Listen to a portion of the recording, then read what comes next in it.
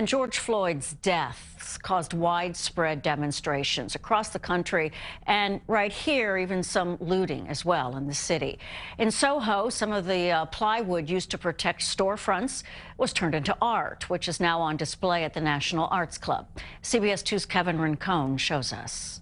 The sight of broken glass last summer and hollowed-out storefronts were followed by boarded-up businesses. It was totally deserted, like a ghost town. Maxie Cohen was one of 700 artists who decided to make the most of that awful moment.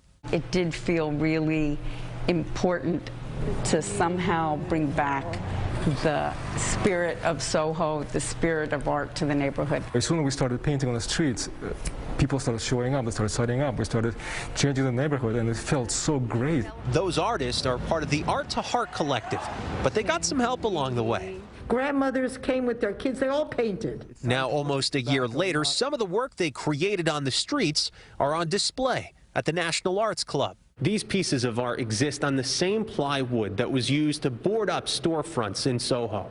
It was a tremendous burst of creative energy that happened in the city. Robert Yanner, the curator, says every piece has its own story to tell. What happened to us over this last year is not going to make sense to everybody in the same way. It's going to be our own story. And the stories here are meant to cover the ongoing reality from civil unrest to the pandemic with the hope of inspiring compassion, healing, and love. At Gramercy Park, Kevin Rincon, CBS 2 News. This exhibition is free to the public. It runs through the end of the month.